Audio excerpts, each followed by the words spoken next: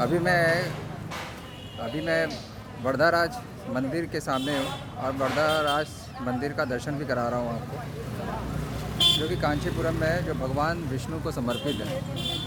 ये देखिए, इसकी सुंदरता देखिए और इसकी भव्यता देखिए, भव्यता, क्षमा कीजिएगा।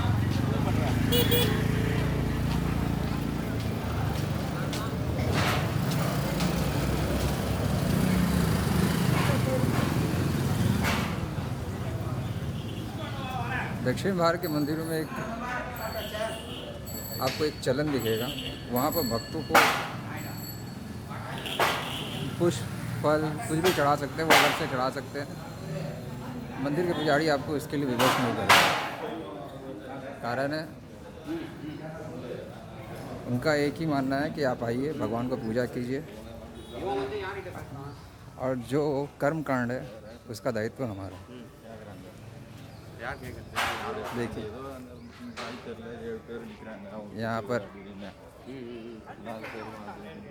ये मंदिर परिसर के भीतर ही तालाब है, जहाँ मंदिर का जो भी साफ़ सफाई में जल का व्यय होता है वो इसी तालाब में जाता है और यहाँ से मछली लेना वर्जित है।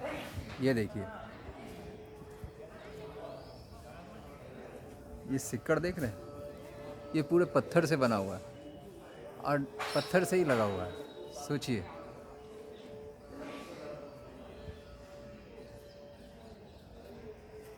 ये देखिए, एक एक स्तंभ देखिए, इसमें पुराणों की कथाएं दी हुई हैं।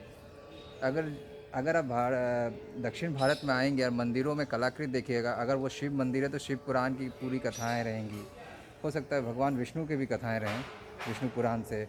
माता शक्ति की कथाएं रहेंगी अगर शक्ति पीठ में जा रहे हैं, या भगवान शिव के मंदिर में जा रहे हैं, या फिर भगवान विष्णु के मंदिर में जा रहे हैं, तो उन पुराणों की कथाएं उन पत्थरों में अंकित रहेंगी। अद्भुत कलाकृति है। जैसे एक किताब है, आज के युग में हम लोग इतिहास पन्नों में लिखते हैं, उस समय के युग में इतिहास पत्थरों में चित्र बनाकर अंकित करके लिखा जाता था। परिसर देखिए कितने बड़े हैं।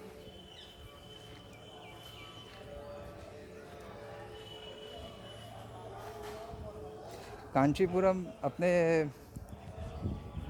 सिल्क के कारण भी जाना जाता है। Silk cotton, Kanchipuram silk cotton इत्यादि के।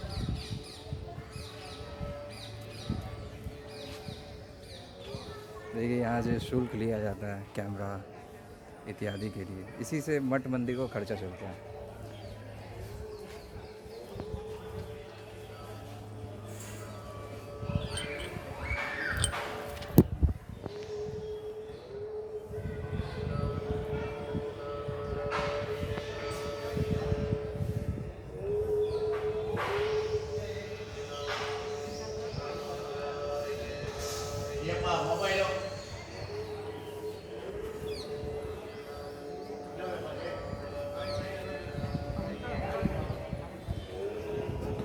ये देखिए अद्भुत कलाकृति है। एक चेन बना हुआ है पत्थर से, और पत्थर को मैंने अद्भुत तरीक़ा से काटा गया है, जो शायद आज के इंजीनियर भी नहीं कर पाएंगे, या फिर आर्किटेक्चर भी कह सकते हैं।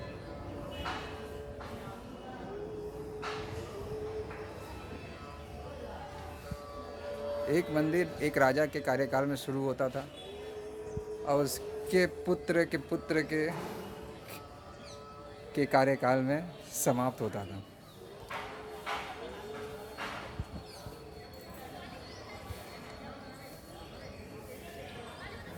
ये मंदिर का प्रवेश द्वार से प्रथम चरण है। इसके भीतर भी उतना ही बड़ा परिसर है।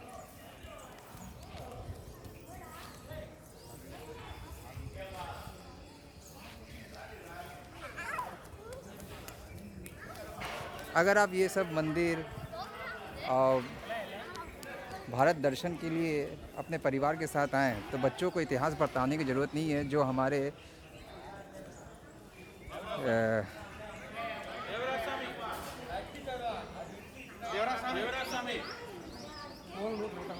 यहाँ पर साधारण भक्त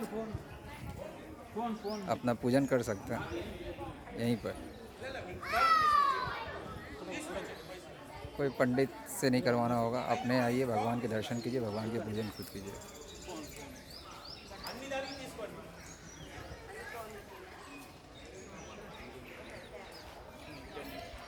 हाँ, मैं कह रहा था कि जो हमारे भ्रष्ट इतिहासकार और राजनीतिज्ञ लोग थे, जिन्होंने गलत गलत इतिहास दिखाया है, जिनके कुछ लोगों का मानना है कि भारत अंग्रेज लोग के समय में ही भारत बना, जो हमारे प्रधानमंत्री थे, डिस्कवरी ऑफ इंडिया लिखे थे, या फिर रोमिला थापड़ जैसी कम्युनिस्ट वामपंथी नेता, वामपंथी इतिहासकार, इरफान हबीब, मलेच, रामचंद्र गुहा, नाम तो रामचंद्र है लेकिन काम रावण वाला है। उन्होंने इतिहास को भ्रष्ट किया। अब बताया कि अंग्रेज़ों ने और इस्लामिक आक्रांताओं ने हवा आए तो भारत का भला होगा, भारत का संस्कृति और सभ्यता मिली। उनको आके दिखाइए, देखिए 3500 5000 साल पुराना मंदिर आज भी जागृत है और खड़ा है।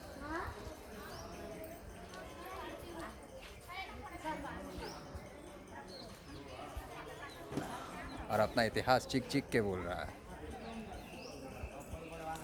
तो बच्चों को बताना नहीं पड़ेगा कि आपका इतिहास क्या है, केवल आइए, भारत भ्रमण करवाइए, सब काम भगवान स्वयं करते जाएंगे। हम लोग एक माध्यम है जो धर्म का जागरण के लिए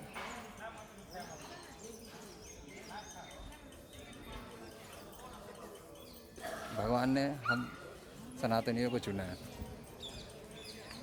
मनुष्य जीवन दिया है। तो कम से कम ये कार्य तो कर ही सकते, अपने परिवार को लाएं कम से कम। चलो पूरे समाज को नहीं ला सकते, कम से कम अपने परिवार, बच्चों को लाएं। अरे देश के धरोहर, देश के इतिहास से उनको अवगत कराएं। ये देखिए गधा बना हुआ है।